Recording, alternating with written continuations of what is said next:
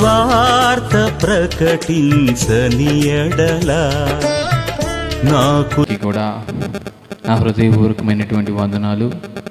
ఆత్మీయ తల్లిదండ్రికి నా వందనాలు. మన మధ్యలో సంచరించుచూ ఉన్నటువంటి పరిశుద్ధాత్మ త్రియేక దేవునికి వేలాది స్తుతులు స్తోత్రాలు. నేను మీ మధ్యలో నిలబడడానికి అర్హుణ్ణి కాదు, యోగ్యుణ్ణి కాదు. మీ అన్యుల కుటుంబంలో జన్మించాను. అన్యుల కుటుంబంలోనే ఎక్కువగా అన్యపరమైనటువంటి అలవాట్లకు విధేయునై ఎంతగానో దేవునికి స్తోత్రం పాపంలోనూ లోకంలోనూ ఉండేవాడిని.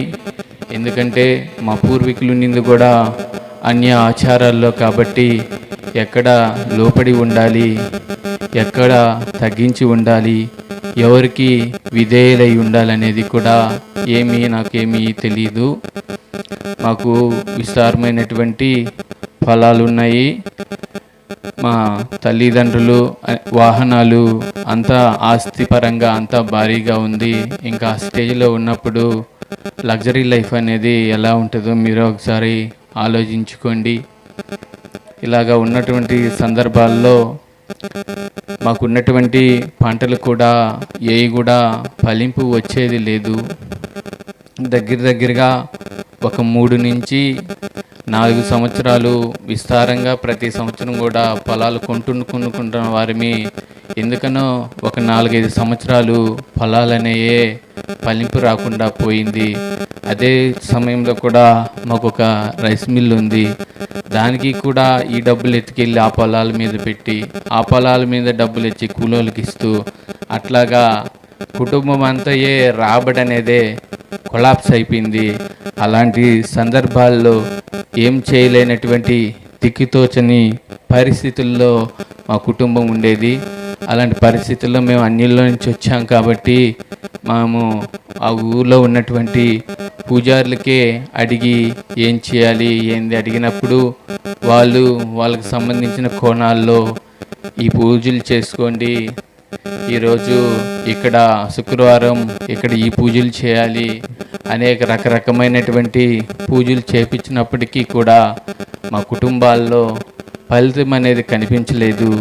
శాంతి సమాధానం అనేది అసలు కనిపించలేదు. ఎటు చూసినా కానీ చీకటిలాగే ఉండేది. అన్నం తిన్నప్పటికీ కూడా కుటుంబాల పరిస్థితి ఆకలిలాగే ఉండేది. అలాంటి పరిస్థితుల్లో ఉండేది. అలాగే అర్చకులు వాళ్ళంతా కూడా వాళ్ళతో తిరుగుతా చేస్తూ ఉన్నప్పుడు, వాళ్ళతో స్నేహం ఎక్కువైనప్పుడు వాళ్ళతో కలిసి కూడా అసిస్టెంట్ పూజారిగా కూడా అనేక ప్రాంతాలకి అనేక గుళ్ళకి కూడా వెళ్ళి ఉన్నాను. మీకు సమీపంలో ఉన్నటువంటి దీనికి కూడా గర్భగుడిలో అలంకరణకి చాలా సందర్భాల్లో ఈ గుడికి వచ్చినాను నైట్ టైంలో. అదేవిధంగా ఒక 4-5 కోట్లు కట్టించినటువంటి అతను కూడా గర్భగుడిలోకి వెళ్ళనివ్వరు, కానీ అర్చకులను వెళ్ళిస్తారు. అలాగా అనేక గుడిలకి అలంకరణకి వెళ్ళి అలంకరణలు చేసి ఉన్నాము. కానీ మా జీవితంలో సమాధానం లేదు, శాంతి లేదు. అలాగా ఉన్నటువంటి పరిస్థితుల్లో కూడా ఏం చేయాలో కూడా అర్థం కాని పరిస్థితుల్లో మాకు పనికి వస్తున్నారు మలాకి అని ఎబినేజర్ అన్నోళ్ళ ఫ్యామిలీ వాళ్ళు వస్తున్నప్పుడు వాళ్ళు పరిచయం చేశారు. అంతా అయిపోయింది కదా, మీరు మీ కుటుంబం ఇలా ఉందని బాధపడుతూ ఉన్నారు, మీ కుటుంబం సైడ్ చూస్తుంటే మాకే బాధ వేస్తుంది, ఒకసారి దేవుని సన్నిధికి రండి, దేవుని యొక్క విలువైన మాటలు వినండి, దేవునికి లోపడండి అని వాళ్ళు చెప్పినప్పుడు మనం మా స్టేజ్లో నుంచి అప్పుడు యేసు ప్రభు అంటే ఎవరు అనుకున్నాం? తెల్లలు దేవుడు అని అనుకున్నాం. ఎవరో అగ్రకులాలు వాళ్ళు ఆరాధించే దేవుడు అనుకున్నాం. కానీ ఆ స్టేజ్లో నుంచి దేవుని సన్నిధికి రావాలంటే ఈ దేవుని సన్నిధిలో ఆ లోకంలో ఉన్న వారికంటే గొప్పవాళ్ళు ఉంటారు. కానీ తెలియని పరిస్థితుల్లో దేవుని సన్నిధానానికి రావాలన్నా కూడా తెలియని వేదన. ఇంకొకటి వచ్చి అంత దీన పరిస్థితుల్లో ఉన్నా కానీ చర్చికి రావాలంటే మన భాషలో చెప్పాలంటే పిస్టేజీకి కూడా భయపడిన రోజులు ఉన్నాయి. కానీ ఒక దినము ఎబినేజర్ అన్న దేవుని సన్నిధానానికి వస్తున్నాడు అన్నోళ్ళ దగ్గరికి.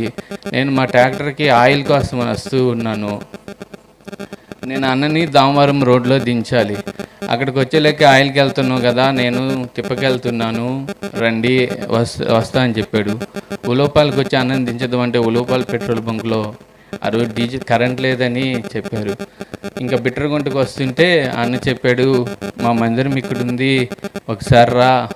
ఎందుకు చెప్తున్నానో అర్థం చేసుకో. దేవుడు స్థితిగతులను మారుస్తాడు. ఒకసారి దేవుని సన్నిధానంలోకి అడుగుపెట్టు అంటే నాకు రావడానికి కూడా గిల్టీగా ఉంది, కానీ సరేనా రిటర్న్లో వద్దాం రా అని చెప్పి ఆయిల్ పెట్టుకుని వస్తున్నప్పటికీ అన్న ఎందుకు చెప్పాడు, మన కుటుంబం పరిస్థితి ఇలా ఉంది, దేవుని సన్నిధానంలోకి వస్తే అలాగైనా వాళ్ళ స్థితిగతులు మారుతాయి, అలాగైనా వాళ్ళకు మారు మనసు పొందగలుగుతారు. ఇంతవరకు ఉప్పెనలాగా పొంగినటువంటి కుటుంబం ఏకసారిగా వన్ టైమ్గా కొలాప్స్ అయిపోతే ఎవరికైనా కానీ తెలియని బాధ. అన్న ఎందుకు చెప్తున్నాడో, ఎందుకు ఈ విధంగా ఒకసారి అడుగుపెట్టి అంటున్నాడో, ఎందుకు ఒకసారి దేవుణ్ణి ఆశ్రయించు అని చెప్తున్నాడు అని ఆ మాటలకి నేను లోపడినప్పటికీ ఒకసారి దేవుని సన్నిధానానికి వచ్చాను. అప్పుడు అక్కోళ్ళు ఏం చెప్పారంటే, అక్క వీళ్ళ ఫ్యామిలీ పరిస్థితి ఇది, ఈ విధంగా కితగిలిపోయారక్క. ఒక టైంలో మంచి లగ్జరీ ఫ్యామిలీ, కానీ అక్క వీళ్ళు సార్ చూస్తుంటే మాకైతే తెలియని బాధేస్తుంది. ఎవరిని కూడా ఒరే అనేవాళ్ళు కాదు, దరే అనేవాళ్ళు కాదక్క అని అన్న చెప్తున్నప్పుడు, అక్క ఆప్యాయంగా మాట్లాడుతున్నప్పుడు ఎందుకో నాకే తెలియని బాధేసి, మరి కుటుంబీకులు కూడా ఈరోజు సమస్య జరిగిందా అని వెళ్ళిపోతారు. కానీ ఈ అన్న అక్క ఎందుకు ఈ విధంగా మనల్ని ఆప్యాయంగా మాట్లాడుతున్నారు, మీ గురించి ప్రార్థన చేస్తాం, దేవుడు మేలు చేస్తాడు అని అంత బాధల్లో ఉన్నప్పటికీ కూడా వెన్నుతట్టి ధైర్యపరిచారు. అప్పుడు ఏం చెప్పారు, నమ్ముట నీ వలన అయితే సమస్తము సాధ్యమని చెప్పారు అన్నోళ్ళు. అప్పుడు నేను ఇప్పటి నుంచి అన్నోళ్ళ దగ్గరికి వస్తూ ఉన్నాను. కానీ మా కుటుంబంలో నేను ఒక్కడనే మారాను, మా ప్రాంతం అంతట్లో కూడా ఒక్కడనే మారు మనసు కూడా పొందాను. ఈ మారు మనసు కూడా ప్రభు బలారాధనకి ప్రభు సంస్కరణలో పాల్గొని వారు బయటికి పోండి అంటే బయటికి పోయి నిలబడడానికి అవమానంగా ఉందని కూడా మారు మనసు పొందాను. ఆ విధంగా దేవునిలోకి లోపడాను. కానీ దేవుడు మా జీవితంలో ప్రతి ఒక్కటి కూడా ఒక మూలరాయి వలె మార్చేశాడు. స్థితిగతులన్నీ కూడా మార్చాడు. ఒకానొక సమయంలో మిల్లుకి కరెంటు బిల్లు కట్టుకోలేని పరిస్థితి, అలాంటి పరిస్థితుల నుంచి ఈరోజు దేవుడు ప్రతిదీ చేస్తూ ఉన్నాడు. అక్కడ ఆ సమయంలో మా కుటుంబం పరిస్థితి ఇలా ఉంది స్వామి అని అర్చకులను అడిగితే వాళ్ళు ఏం చెప్పారు, కొత్తగా ఈ గుడి కడుతున్నాం కదా, 41 రోజులు ఇక్కడ మనకి హోమాలు ఉంటాయి. ఈ హోమాల్లో 41 రోజులు ఉదయం సాయంత్రం 108 చుట్లు తిరుగు, నీ స్థితిగతులు మారుతాయని చెప్పారు. కానీ అప్పుడు అందరూ తిరుగుతూ ఉన్నారు. ప్రాముఖ్యంగా అది శీతాకాలం. ఆ శీతాకాలంలో ఏం చెప్పారు, తడి బట్టలతో తిరగమన్నారు. కానీ ఆ తడి బట్టలతో కూడా ఆ చలిని చంపుకొని దేవుడు మేలు చేస్తాడని, మళ్ళీ ఒక చుట్టు కూడా మర్చిపోతే దేవుడికి బాధ అని చెప్పి కస్తూరి పూలు ఆకులు 108 కోసుకెళ్ళి ప్రతి ఒక్క రౌండ్లో కూడా ఒక్కొక్కటి విధులు పెట్టేది. కానీ మా జీవితంలో అంత కష్టపడ్డా అంత చేసిన జీవితంలో మార్పు అనేది రాలా. ఎప్పుడైతే అన్నీ విడిచిపెట్టుకొని, కుటుంబాన్ని విడిచిపెట్టుకొని, కుటుంబం వాళ్ళు చెప్పిన మాట కూడా వినకుండా అర్చకులకు దూరం అయ్యి ఎప్పుడైతే దేవుని సన్నిధానంలో అడుగుపెట్టానో అప్పటి నుంచి దేవుడు ప్రతి ఒక్కటి కూడా అడిగిన వాటికంటే అత్యధికంగా ఇస్తూ ఉన్నాడు. 2011లో మారు మనసు పొందాను. 2009లో అన్నోళ్ళు పరిచయం అయ్యారు.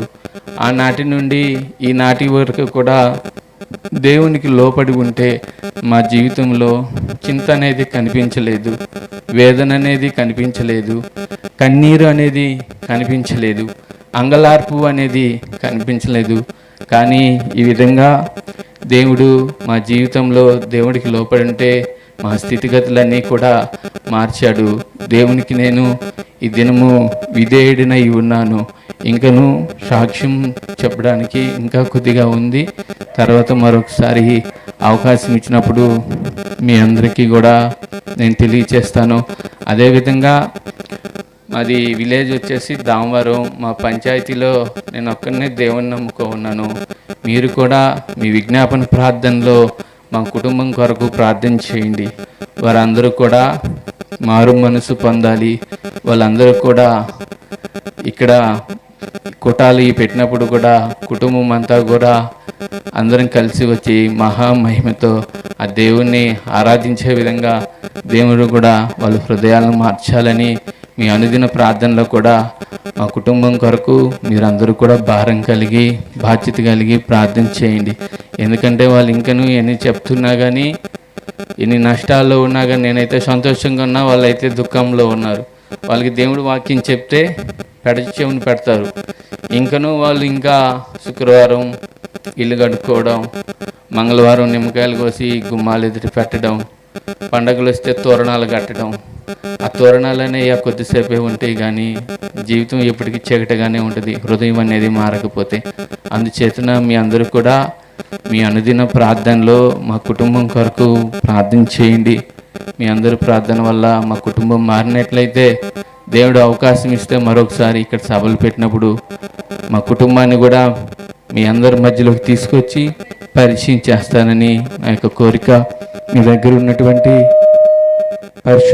పరిశుద్ధ గ్రంథాన్ని తెరిచినట్లయితే దేవుని మాటలు కొన్ని మీకు తెలియచేస్తాను.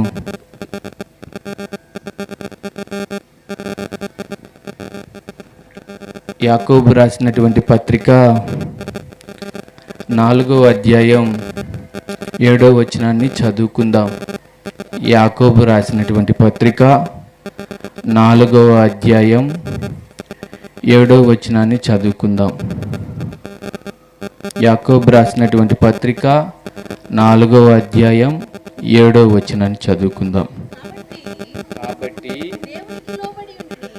దేవునికి లోబడి ఉండి అపవాదిని ఎదిరించుడి, అప్పుడు వాడు మీ యొద్ద నుండి పారిపోవును. చాలు. ఇక్కడ అందరము గమనించవలసినటువంటి వాక్యం ఏమని ఉందంటే, దేవునికి లోబడి ఉండుడి. అపవాది అంటే సాతాను. అపవాది అంటే ఎవరు? దేని చేత అయితే మన కుటుంబాన్ని కృంగదీస్తుందో, దేని చేత అయితే మన కుటుంబాన్ని అవమానపరుస్తుందో దానిని మనం ఏమని అంటాం? సాతాను అంటాం.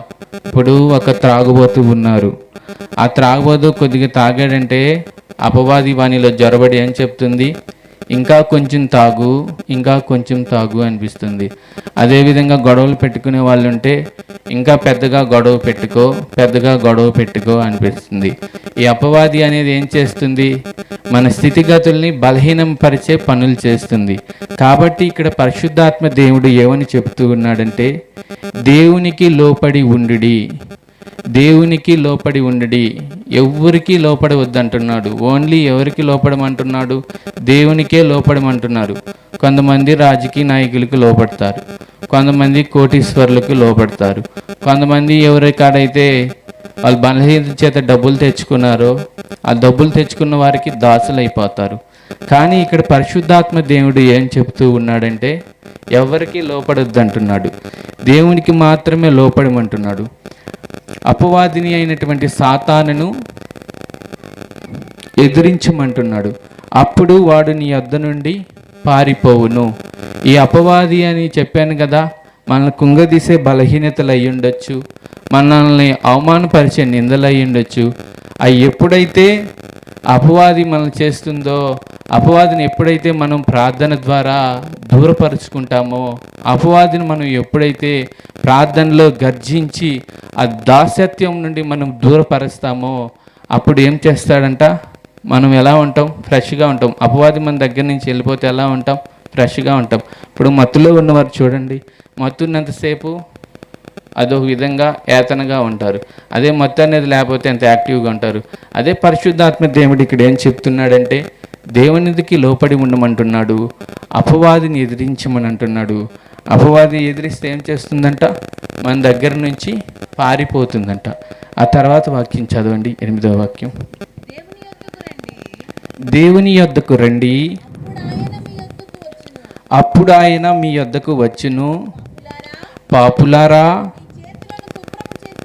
మీ చేతులను శుభ్రము చేసుకునిడి, ద్విమనస్కులారా మీ హృదయములను పరిశుద్ధపరచుకునిడి అంటున్నాడు. పై వాక్యంలో ఏమన్నాడు? దేవునికి లోపడి ఉండమంటున్నాడు. అదేవిధంగా లోపడి ఉండిన తర్వాత ఏమంటున్నాడు? మన అంతరంగంలో దాగి ఉన్నటువంటి బలహీనతలు, దాస్యత్వం నుండి విడిచిపెట్టమంటున్నాడు. ఈ వాక్యంలో ఏమని తెలియచేస్తున్నాడు? దేవుని యొద్దకు రండి, దేవుని యొద్దకు రండి, అప్పుడు ఆయన మీ యొద్దకు వచ్చెను అంటున్నాడు. దేవుని యొద్దకైతే మనం ఎప్పుడైతే వస్తామో అప్పుడు దేవుడు మన యొద్దకు వస్తాడు. ఇక్కడ సభలు పెట్టాం కదా, దేవుని వాక్యమే కదా, ఇక్కడ పాపోతే ఏమని అపవాది కొంతమందికి మంచి ఆలోచన ఇచ్చుంటుంది. కానీ అవన్నీ కూడా మనం జయించి అపవాది ఆలోచన వినకుండా మనం ఎప్పుడైతే ఇక్కడికి వచ్చామో అప్పుడు దేవుడు మన యొద్దకు వచ్చి ఉంటాడు. ఎందుకని వచ్చి ఉంటాడు? ఈ వాక్యం చెబుతుంది కదా, దేవుని యొద్దకు రండి. ఎక్కడైతే దేవుడి యొక్క స్థలం ఉంటుందో, ఎక్కడైతే పరిశుద్ధంగా ఉంటుందో, ఎక్కడైతే దేవుని వాక్యం వెల్లడపరుస్తుంటారో అది ఏ ప్లేస్ అయినా అయ్యి ఉండొచ్చు, ఎక్కడైనా అయ్యి ఉండొచ్చు. అక్కడికి మనం వస్తే అక్కడికి ఎవరు వచ్చి ఉంటారంట? మన ఆత్మీయ తండ్రి అయినటువంటి మన దేవుడు వచ్చి ఉంటాడంట. అప్పుడు మీ వద్దకు వచ్చి ఏం చేస్తాడు దేవుడు? మన పరిశుద్ధత కలిగి ఇక్కడికి వచ్చిన్నాం. ఇక్కడికి వచ్చినంత మాత్రాన దేవుడు మనకు వచ్చి ఏం చెప్తాడు? తర్వాత చూడండి ఏమన్నాడు? పాపులారా మీ చేతులను శుభ్రం చేసుకోండి అంటున్నాడు. మీ చేతులు అంటే ఏంది? ఇక్కడ చేతులు అంటే చేతులే కాదు, మన హృదయంలో మాలిన్యంతో దేని చేత అయితే కూడి ఉందో అవి చేతులు అయి ఉండొచ్చు, మనసు అయి ఉండొచ్చు, నోరు అయి ఉండొచ్చు, మన శరీరం అయి ఉండొచ్చు. దేవుని దృష్టికి ఎలా ఉండాలంటే అవి శుభ్రముగా ఉండాలి, నిష్కలంకంగా ఉండాలి, నిందలేనిదిగా ఉంటే అప్పుడు ఏం చేస్తాడంట? ద్విమనస్కులారా అన్నాడు. చేతులను శుభ్రం చేసుకుని. ద్విమనస్కులారా అంటే చంచల మనసు కలిగిన వారు, రెండు మనసులు కలిగిన వారు. ఇక్కడేమో వందనాలు చెప్తూ మన మధ్యలో కూర్చోండి, మరొక వీధిలో లోక సంబంధమైనటువంటి కార్యక్రమాలు జరుగుతుంటే ఇక్కడ ఉంటూ అక్కడ ఉంటూ వాళ్ళని ఏమంటున్నాడు దేవుడు? ద్విమనస్కులారా అంటున్నాడు. మీ హృదయములను పరిశుద్ధపరచుకొనిడి అంటున్నాడు. పరిశుద్ధపరచుకోండి అంటే ఎలాంటి నింద లేకుండా, ఎలాంటి మచ్చ లేకుండా, ఎలాంటి కీడు లేకుండా మన హృదయాలను పరిశుద్ధపరచుకుంటే అప్పుడు మన మధ్యలోకి వచ్చినటువంటి దేవుడు మనల్ని ఇంకనూ ఆశీర్వదిస్తాడు. దీనికి మీకు ఇంకనూ బాగా తెలిసిన విధంగా ఒక ఉదాహరణ చెప్పాలంటే, ఒక మెరిట్ క్లాస్ స్టూడెంట్ ఉన్నాడు. ఆ స్టూడెంట్కి ఆ సార్ ఏం చెప్తాడు? ఈ పోర్షన్ చదువు, ఈ పోర్షన్ చదువు, ఇంతవరకు చదువు అంటాడు. నేను ఇంతవరకు కూడా చదివాను అంటే ఇంకా ఏం చెప్తాడు?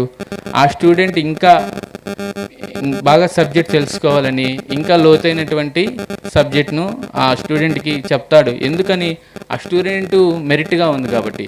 ఇక్కడే దేవుని సన్నిధానానికి వచ్చినటువంటి ఈ ప్రాంతానికి వచ్చినటువంటి మీరందరూ కూడా దేవుని మాటలకు లోబడి, ఎప్పుడైతే దేవునికి లోబడి అపవాదిని మీ వద్ద నుండి దూరం చేస్తారో అప్పుడు మన మధ్యలోకి వచ్చినటువంటి దేవుడు మిమ్మల్ని ఇంకనూ ఆప్యాయంగా గట్టిగా పట్టుకుని, ఏ చింత చేత వచ్చి ఉన్నారు, ఏ రోదన చేత ఇక్కడికి వచ్చి ఉన్నారు, ఏ అవమానం చేత ఇక్కడికి వచ్చి ఉన్నారు, ఏ బలహీనతల చేత ఇక్కడికి వచ్చి ఉన్నారు, దేవుడు ఏం చేస్తాడు? మన మధ్యలోకి వచ్చినటువంటి దేవుడు మన దేవుని దృష్టికి పరిశుద్ధంగా కనిపించినప్పుడు ప్రతి చింత యావత్తు దేవుడు తొలగించి మనల్ని ఇంకనుగాను నిష్కలంకంగాను దేవుడు మారుస్తాడు. ఎందుకని దేవుడు మారుస్తాడంటే దేవుని కను దృష్టికి మనం ఎలా ఉన్నాం? నిందలేని వారిగా ఉన్నాం కాబట్టి దేవుడు మన స్థితిగతులన్నీ కూడా మారుస్తాడని మీ అందరికీ తెలియచేస్తున్నాను.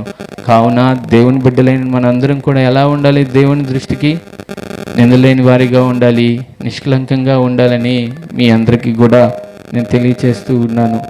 అదేవిధంగా కీర్తనల గ్రంథం 128వ అధ్యాయం 2వ వచనాన్ని చదువుకుందాం.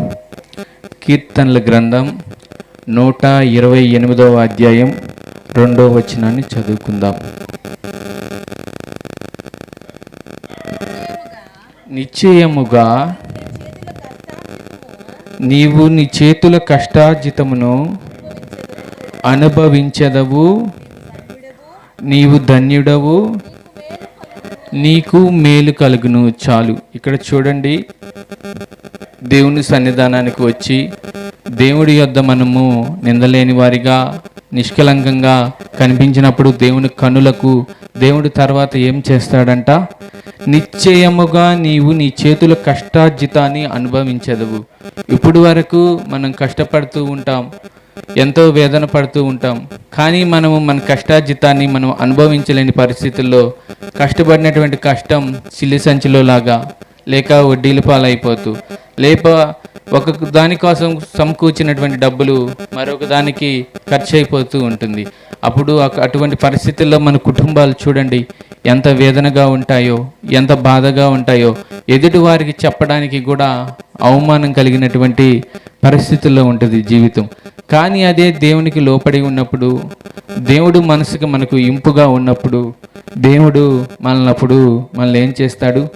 నిశ్చయముగా నీవు నీ చేతుల కష్టార్జితమును అనుభవించెదవు, నీవు ధన్యుడవు, నీకు మేలు కలుగును అని చెప్పాడు.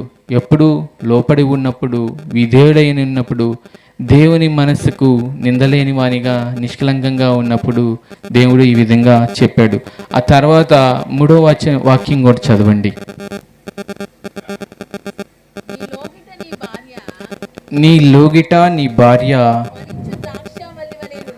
ఫలించు ద్రాక్షావళి వలె ఉండును, నీ భోజనపు బల్ల చుట్టూ నీ పిల్లలు ఒలీవ మొక్క వలె ఉందరు. చాలు.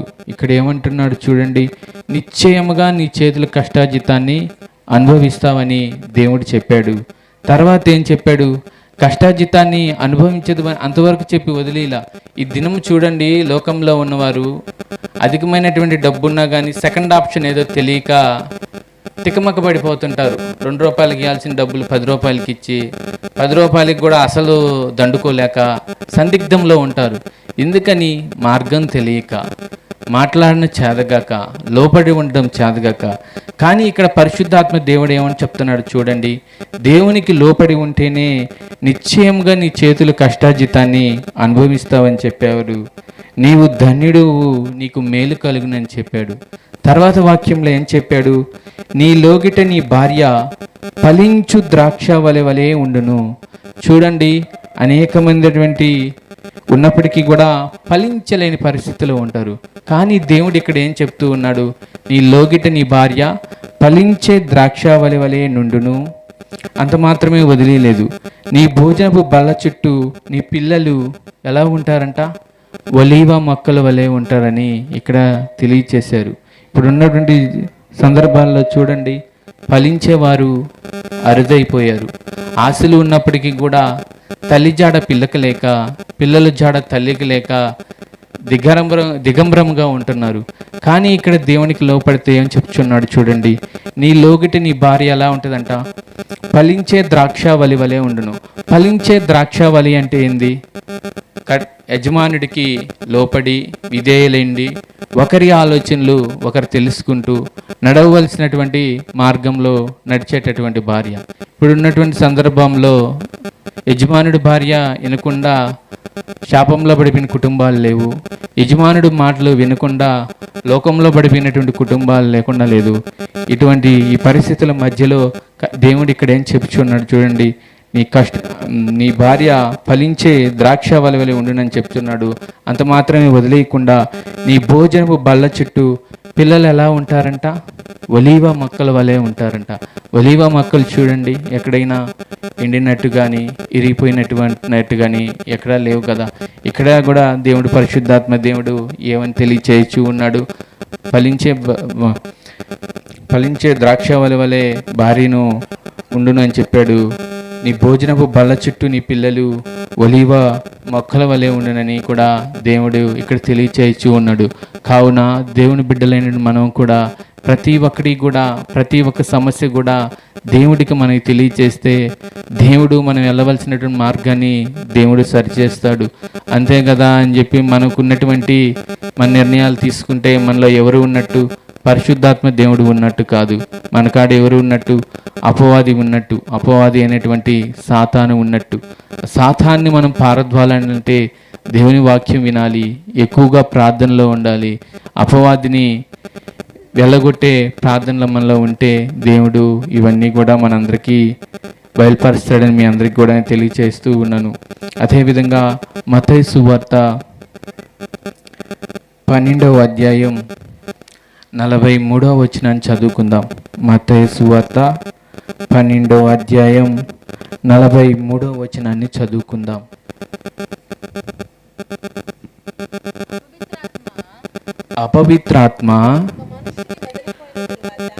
అపవిత్రాత్మ ఒక మనుష్యుని వదిలిపోయిన తర్వాత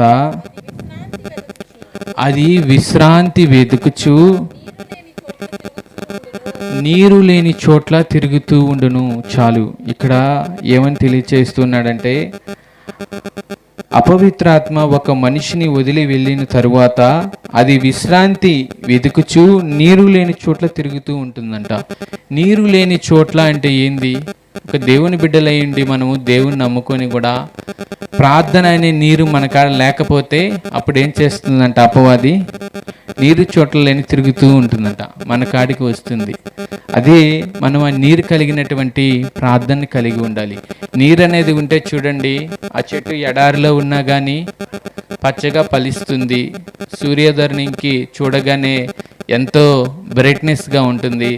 దాని కాలం వచ్చినప్పుడు అది ఫలించే పంటను కూడా మనకిస్తుంది. అది ఎడారిలో ఉన్నా, కొండ మీద ఉన్నా, ముళ్ళల్లో ఉన్నా. ఎందుకని? ఆ చెట్టుకి నీరు ఉంది కాబట్టి. ఇక్కడ కూడా ఏం చెప్తూ ఉన్నాడంటే, అపవాదికి విశ్రాంతి ఎక్కడ దొరుకుతుందంట? నీరు లేని చోట్ల ఎక్కడ ఉంటుందా అని చెప్పి తిరుగుతూ ఉంటుందంట. నీరు లేని చోట్ల అంటే ఎవరు ఏంటంటే క్రైస్తవులు అయినప్పటికీ కూడా మనం ప్రార్థన లేకుండా, దేవునికి లోపడకుండా, ఆత్మీయ తల్లిదండ్రులకి లోపడకుండా, ఈ పరిశుద్ధ గ్రంథమైనటువంటి వాక్యానికి విధేయులు కాకుండా ఉంటే మన కాడికి ఏమొస్తుంది?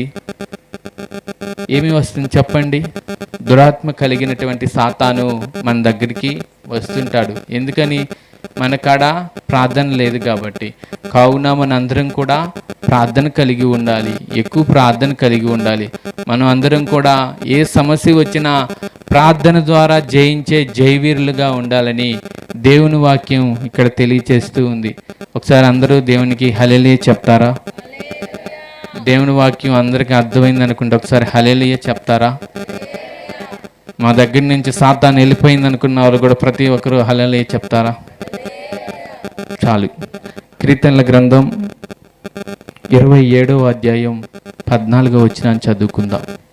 కీర్తనల గ్రంథం 27వ అధ్యాయం 14వ వచనాన్ని చదువుకుందాం.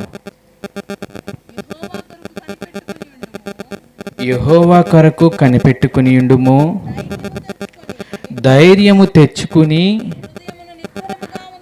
నీ హృదయమును నిబ్బరముగా ఉంచుకునుము.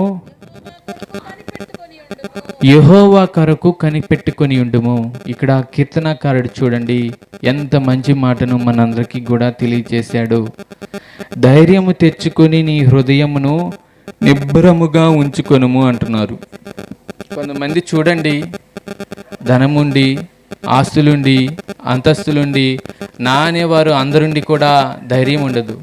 చిన్న సమస్య వస్తే వాళ్ళు సెల్ ఫోన్ నెంబర్లో ఎన్ని నెంబర్లు ఉన్నాయి అందరికీ ఫోన్ చేసి చెప్తారు. వాళ్ళు ఏమనుకోవాలా? అమాయకులు అనుకోవాలా? లేకపోతే ధైర్యం లేరనుకోవాలా? లేకపోతే అన్యులు అనుకోవాలా? ఇక్కడ చూడండి కీర్తనాకారుడు ఏమని తెలియచేస్తున్నాడు? ఎన్ని నిందలు వచ్చినా, ఎన్ని అవమానములు వచ్చినా ఏం చెప్తున్నాడు? దేవుని బిడ్డలైనట్టు మనము పరిశుద్ధులము గనుక మన బాధలు మన దేవునితోనే చెప్పుకోమంటున్నాడు. ఇక్కడ ఏమంటున్నాడు? ధైర్యం తెచ్చుకుని నీ హృదయములను నిబ్బరముగా ఉంచుకునుము, యెహోవా నీ కొరకు కనిపెట్టుకుని ఉన్నాడు. ఎప్పుడు యెహోవా మన కొరకు కనిపెట్టుకుని ఉన్నాడు? దేవునికి లోపడినప్పుడు కనిపెట్టుకుని ఉన్నాడు. యెహోవా కనుదృష్టికి నిందలేని వారిగా ఉన్నప్పుడు మన కొరకు కనిపెట్టుకుని ఉన్నారు. ఎక్కడైతే వాక్యం వెల్లడపరుస్తున్నాడో అక్కడ పరిశుద్ధాత్ముడు నాతో కూడా మాట్లాడుచూ ఉన్నాడని ఎందరైతే ఆసక్తి కలిగి వస్తారో వారి మధ్యలో ఉన్నాడు ఇక్కడ పరిశుద్ధాత్ముడు. కావున ఏం చెప్తున్నాడు? ధైర్యం తెచ్చుకుని నీ హృదయములను నిబ్బరముగా ఉంచుకునుము, యెహోవా కొరకు కనిపెట్టుకుని ఉండుము అని తెలియచేస్తూ ఉన్నాడు. అదే అధ్యాయంలో 13వ వచనాన్ని కూడా ఒకసారి చదవండి. సజీవుల దేశమున యెహోవా దయను పొందదును అన్న నమ్మకము నాకు లేని ఎడల నేనేమవుదును? యెహోవా కొరకు కనిపెట్టుకొని ఉండుము. ఇక్కడ ఏమంటున్నాడు చూడండి, సజీవుల దేశము నేను యెహోవా దయను పొందుదును, నమ్మకము నాకు లేని ఎడల నేనేమవుదును? యెహోవా కొరకు కనిపెట్టుకొని ఉన్నారు. కొంతమంది చర్చికి వెళ్ళాలి, దేవుని సన్నిధానానికి వెళ్ళాలి, ఈరోజు మీటింగ్ ఉంది అని చెప్పినా కానీ అనిలు మనల్ని వెళ్ళనీయకుండా చేస్తారు. కానీ మనం యెహోవా దయను నమ్ముకొని ఉన్నాం కాబట్టి ఈ ప్రాంగణానికి వస్తే దేవుడు ఎవరితో ఏం మాట్లాడతాడో తెలియదు. మీ సమస్య నాకు తెలియదు, నేను వెల్లడపరుచున్నటువంటి మాటల ద్వారా దేవుడు మీ అందరితో కూడా ముచ్చటించి మాట్లాడతాడు.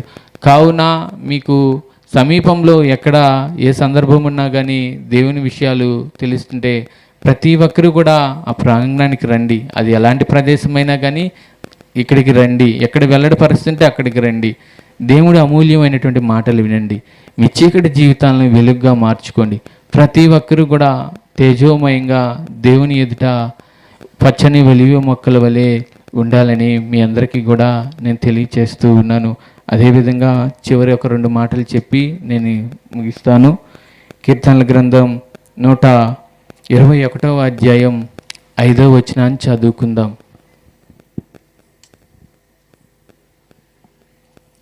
కీర్తనల గ్రంథం 121వ అధ్యాయం 5వ వచనాన్ని చదువుకుందాం.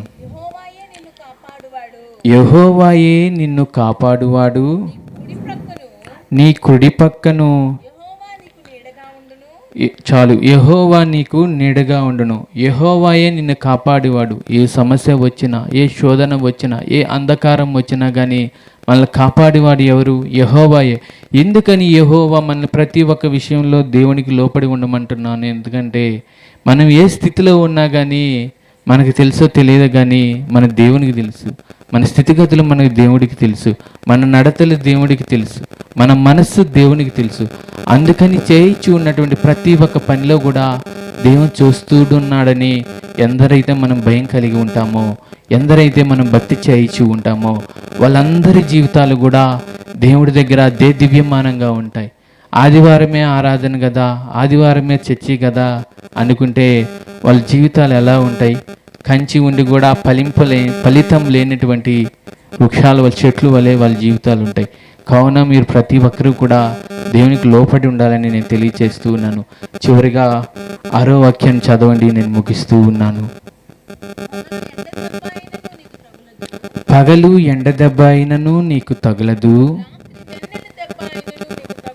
రాత్రి వెన్నెల దెబ్బ అయినను నీకు తగలదు అని దేవుడు తెలియచేస్తూ ఉన్నాడు. ఎప్పుడు దేవుడు పగలు నీకు ఎండ దెబ్బ అయినను నీకు తగలనీయడంటే, రాత్రి వెన్నెల దెబ్బ అయినను కూడా నీకు తగలనీయడు అంటే దేవునికి లోపడి ఉన్నప్పుడు, దేవుని మాటలకు విధేయులై ఉన్నప్పుడు, దేవుని పరిచర్యలో నాది అని భాగస్వాములైనప్పుడు, దేవునికి మనం ప్రతి ఒక్క విషయంలో చూస్తూ ఉన్న దేవుడు ఉన్నాడని దేవునికి ఎవరైతే లోపడి ఉంటామో అప్పుడే దేవుడు కూడా మన జీవితాలని, మన స్థితిగతుల్ని కూడా మారుస్తారు. మీరు అనుకోవచ్చు, మా పూర్వీకుల నుండి మేము క్రైస్తవులేను, 2 రకాల బైబిల్ను మార్చాము కానీ మా జీవితాలు మారలేదని మీరు అనుకో ఉండొచ్చాము. కానీ దేవుని కన్నుల దృష్టికి మీరు ఇంపుగా ఉండండి. దేవుని మనిషికి మీరు పరిశుద్ధులుగా ఉండండి. దేవుని మనసుకి మీరు నిందలేని వారిగా ఉండండి. దేవుడు మీ జీవితంలో ఎన్నో మేలు చేస్తాడు. నేను 2009లో దేవుని తెలుసుకున్నాను. 2013 వరకు కూడా బాగానే ఉన్నాను. దేవుడిలో భక్తి చేస్తూ విట్స్ కాలేజీలో ఒక స్టూడెంట్గా ఉన్నాను. కొన్ని అనివార్య కారణాల వల్ల, కుటుంబంలో లోపాల వల్ల ఇంటికి వచ్చి మా నాన్న బాగా సీరియస్గా ఉన్నటువంటి సిచ్యువేషన్లో ఇంకా కాలేజీకి వెళ్ళలేక ముగించేసి ఇంటికాడే ఉన్నాను. కానీ ఆ సందర్భంలో ఒక బైక్ కావాలంటే బైక్ తీసుకున్నాను. అప్పట్లో మంచి బైక్లు అంటే పల్సర్ తీసుకున్నాను. దానికి వెనక నెంబర్ కోసం 143 అనే నెంబర్ కోసం 6,000 ఎక్స్ట్రా ఖర్చు పెట్టి చేయించాను. కానీ అప్పుడు 2013లోనే జనవరి 1కి దేవుడు నాకు ఇచ్చినటువంటి వాగ్దానం ఏంటంటే, నీ మార్గములన్నిటిలో నిన్ను కాపాడకు ఆయన నిన్ను గూర్చి తన దేవదూతులను ఆజ్ఞాపించి ఉన్నాడని తెలియచేసి ఉన్నాడు. కీర్తనాకారుడు ఏర్పాటు చేసిన వాగ్దానం. కానీ నేను ఆ వాగ్దానానికి కూడా లోపల్లా, ఎందుకు ఇది ఇచ్చారని కూడా నేను లోపల్లా. కరెక్ట్గా జూలై 13వ తేదీ రీఓపెనింగ్ మాకు బీటెక్ వాళ్ళకి. ఎర్లీ మార్నింగ్ యాక్సిడెంట్ అయింది. యాక్సిడెంట్ అయ్యి పడిపోయినప్పుడు ఇట్లా ఒక తార్ రోడ్డు ఎడ్జ్ మీద పడ్డా, ఎదుటి వాళ్ళు వచ్చి గుద్దితే పడ్డము ఆ ఎడ్జ్ మీద పగిలిపోయింది. కింద ఉండే దవడంతా కూడా యూ టైప్లో ఊడిపోయింది. రక్తం ధారాళంగా వస్తుంది. కింద 5 పళ్ళు ఊడిపోయినాయి. ఏం చేయాలో తెలియని పరిస్థితి. బండి తిరిగి పడిపోయినప్పుడు నెంబర్ బోర్డు గుర్తొస్తుంది 143 అని. కానీ ఏమి అర్థం కాని పరిస్థితుల్లో డాక్టర్ కాడికి వెళ్ళినప్పుడు డాక్టరు మొత్తం ఇండిషన్లు వేసాడు, అయ్యి పని చేయలేదు. ఒక అరగంట చూశాడు, నొప్పులు ఎక్కువైపోతూ ఉన్నాయి. వాళ్ళు ఇండిషన్ పెట్టినా కానీ ఆ పచ్చి గాయాల మీద అల్లాడిపోతూ ఉన్నాను. ఒక 5 నిమిషాలు సమయం ఇస్తున్నాను, రెస్ట్ తీసుకో, లేకపోతే మేమేం చేయలేము అంటున్నారు. 5 నిమిషాల్లో దేవుణ్ణి, ప్రభువా నీకు లోపడి ఉన్నాను, కానీ కొన్ని అనివార్య కారణాల చేత నీకు దూరం అయిపోయి మళ్ళా పాపంలోకి వచ్చి ఈ దినమునైనా ఈ మరణ పడకలమైనటువంటి ఈ బిడ్డ మీద పొనుకోవాల్సి వస్తుంది. నా జీవితాన్ని ఒకసారి బాగు చేస్తే మళ్ళా అయ్యా నీకు నిందలేని వారిగా ఉంటాను, నిష్కలంగంగా నీ కొరకు జీవిస్తాను అని ప్రార్థన చేసుకున్నప్పుడు వాళ్ళు వచ్చి మళ్ళా ఆ కుట్లు వేస్తుంటే దవడంతటికి కూడా ముత్తు వేసిన పని చేయలేదు. ఎప్పుడైతే ప్రేయర్ చేసుకొని ఉన్నానో ఆ తర్వాత దవడంతటికి కూడా కుట్లేసారు. 3 రోజుల తర్వాత ఎక్కడ మాట్లాడమాకు, ఫుడ్ అసలు తినడానికి కూడా లేదు. 3 రోజుల తర్వాత వెళ్ళాను, ప్రేయర్ చేసుకొని వెళ్ళాను. వెళ్ళేటప్పుడు అన్నోళ్ళకి మెసేజ్ పెట్టాను, అన్న ఇలా వెళ్తున్నాను, నా పరిస్థితి అయింది అన్నప్పుడు అన్న వాళ్ళు ఏం చెప్పారు, ధైర్యంగా ఉండు, మీ కొరకు సంఘం అంతా కలిసి ప్రార్థన చేస్తున్నామని చెప్పాడు. ఆ మాట నన్ను ఎంతగానో స్థిరపరిచింది, బలపరిచింది. వెళ్ళినప్పుడు చూసినప్పుడు చాలా బాగా వచ్చింది, సక్సెస్ఫుల్, మంచి రిజల్ట్ వస్తుంది, నీకేం ఇబ్బంది లేదు, పనులు కూడా మేము కడతామని చెప్పారు.